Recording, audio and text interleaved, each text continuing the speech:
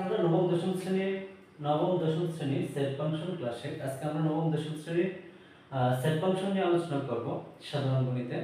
তো ফার্স্ট আমরা set function একটু বেসিক নিয়ে আলোচনা করব। তো বেসিকে আমাদের থাকে গুণিতক গুণিতক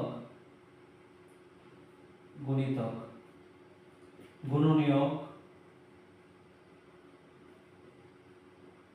গুণনীয়ক ঠিক আছে, গুণিতক গুণনীয়ক, এরপর হচ্ছে সেট গঠন মৌলিক সংখ্যা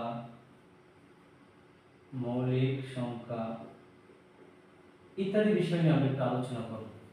তো দেখো ফার্স্টে আমি তোমাদেরকে মৌলিক সংখ্যাটা বের করে দেখাই। মৌলিক সংখ্যা কিভাবে বের করব। তো মৌলিক সংখ্যা নির্ণয়ের সূত্রটা হলো বা শর্ত হলো যে যে সংখ্যাকে ওই সংখ্যা ব্যতীত আর অন্য কোনো সংখ্যা দ্বারা ভাগ করা যায় না তাকে কি বলে, মৌলিক সংখ্যা বলে। আমি মৌলিক সংখ্যা নির্ণয়ের একটা চার্ট দেখাই। মনে করো আমি লিখলাম 1 2 3 4 5 6 7 হ্যাঁ 8 ঠিক আছে 9 10 11 12 13 14 15 16 17 18 19 20 21 22 23 24 25 26 27 28 29 30 31 32 জাস্ট এই পর্যন্ত আমি তোমাদের দেখাবো যে এইভাবে কিভাবে মৌলিক সংখ্যা নির্ণয় করব। তো মৌলিক সংখ্যা নির্ণয়ের জন্য এক কিন্তু মৌলিক সংখ্যা না। এখন এই চার্ট থেকে যত জোড় সংখ্যা আছে সব কেটে দাও, 2 ব্যতীত, কারণ 2 মৌলিক সংখ্যা, 2 কে 2 ছাড়া অন্য কোনো সংখ্যা দ্বারা ভাগ করা যায় না। আর 2 ব্যতীত যত মৌলিক সংখ্যা, যত জোড় সংখ্যা আছে সবগুলো কি 2 দ্বারা বিভক্ত।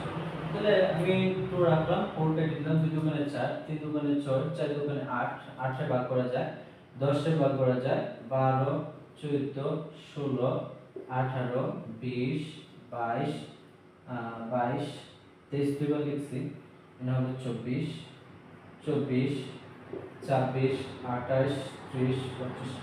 এভাবে তোমরা এক থেকে 100 পর্যন্ত যত জোড় সংখ্যা আছে সবগুলো কি করবা, কেটে দিবা।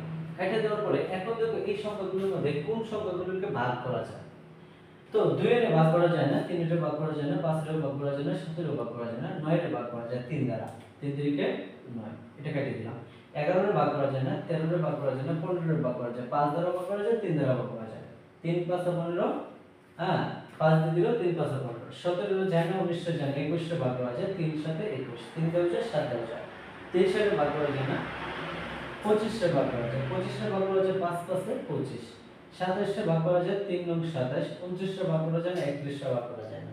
তাহলে এখানে কি আসলো, 2 3 5 7 11 13 17 19 23 হ্যাঁ 29 31, এগুলো কি সংখ্যা, মৌলিক সংখ্যা। এখন যদি তোমার একটা প্রশ্ন করে যে a is equal x যেন x, যেটা বলে ইংলিশ বলে such that এর জন্য x, হ্যাঁ মৌলিক সংখ্যা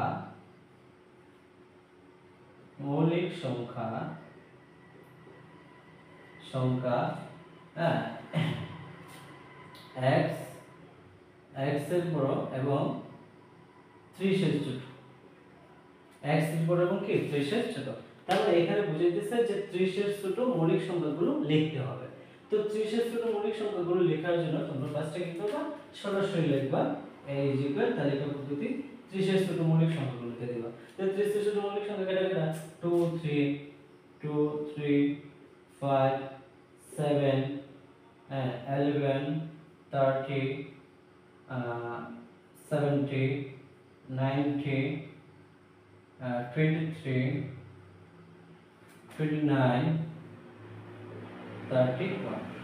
এই যে কিন্তু আমার কি হয়ে গেছে, একটা তালিকা পদ্ধতি প্রকাশ হয়ে গেছে যে 30 এর ছোট মৌলিক সংখ্যাগুলো 2 3 5 7 11 13 17 19 23 29 31, ঠিক আছে, এগুলো কি 30 এর ছোট মৌলিক সংখ্যা। আচ্ছা তাহলে আমাদের মৌলিক সংখ্যা গেল।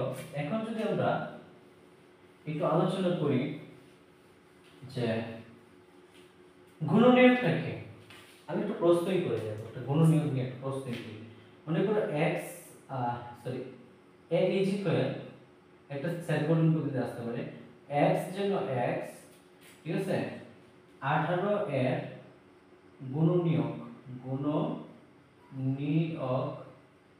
সমূহ। x জন্য x কি 18 এর গুণনীয়ক সমূহ, তার মানে 18 এর গুণনীয়কগুলো বের করতে হবে। প্রশ্ন আসলো 18 এর গুণনীয়কগুলো কি? 18 এর গুণনীয়কগুলো 18 এর যে সংখ্যাগুলো দ্বারা ভাগ করা যায়, গুণনীয়ক মানে কি ভাগ, 18 এর যে সংখ্যাগুলো দ্বারা ভাগ করা যায় তাকে কি বলে গুণনীয়ক। যদি আমি 18 এর গুণনীয়ক বের করি, এর আগে ধরো আমি 10 এর গুণনীয়ক বের করি, 10 এর গুণনীয়ক, তো দেখো আমি 10 এর কত করতে ভাগ করতে পারি, 10 এর ভাগ করতে পারি আমি 1 দ্বারা, 10 একে 10, হ্যাঁ শুনুন, আমি 2 দ্বারা ভাগ করতে পারি 10, 5 দুগুণে 10, ঠিক আছে। আমি 10 টা ভাগ করতে পারি 3 দ্বারা, 3 দ্বারা ভাগ করতে পারি না, 3 দ্বারা পারি না, 4 দ্বারা পারি না, 5 দ্বারা পারি। এর তো 5 কিন্তু এর একটা ভাগশেষ ভাগ করলে কি 5 পাই গেছি, তাহলে আমার আর উপরে যাওয়ার দরকার নেই, ঠিক আছে। তো দেখো এই গুণনীয়ক কি 1 2 5 10, এই হলো 10 এর গুণনীয়ক, মানে এই সংখ্যাগুলো দ্বারা কি করা যায় 10 এর গুণনীয়ক বের করা যায়। আরেকটা টেকনিক তোমরা ইউজ করতে পারো, যেমন প্রথমে লিখবা 1 ইনটু 1 এর সাথে কত গুণ করলে 10 হয়, 1 এর সাথে 10 গুণ করলে হয় 10। এরপর লিখো 2 এর সাথে কত গুণ করলে 10 হয়, 2 এর সাথে 5 গুণ করলে কত হয় 10। এরপর লিখো 3 এর সাথে কি গুণ করলে 10 হয়, 3 এর নাম 10 পর্যন্ত যায় না, তাহলে 3 নিতে পারবো না, 4 নিতে পারি না, 4 এর সাথেও হয় না, 4 এর 4 কে 4 4 গুণ 8, 3 4 12 হয়ে যায়, ঠিক আছে। আমি 5 এর সাথে গুণ করতে পারি, 5 গুণ 2 10, কিন্তু এটা আমি নিব না, দরকার নাই, তো কারণ এই যে দেখেন 5 পাই গেছে, তাই আমার আর নিচে যাওয়ার দরকার নাই। 1 2 5 10 হলো কি গুণনীয়ক, 1 2 5 10 হলো কি গুণনীয়ক। আবার দেখো আমরা যদি বলে 18 এর গুণনীয়ক বের করো, তা 18 এর গুণনীয়ক হলো, তাহলে লিখবা 18 এর গুণনীয়ক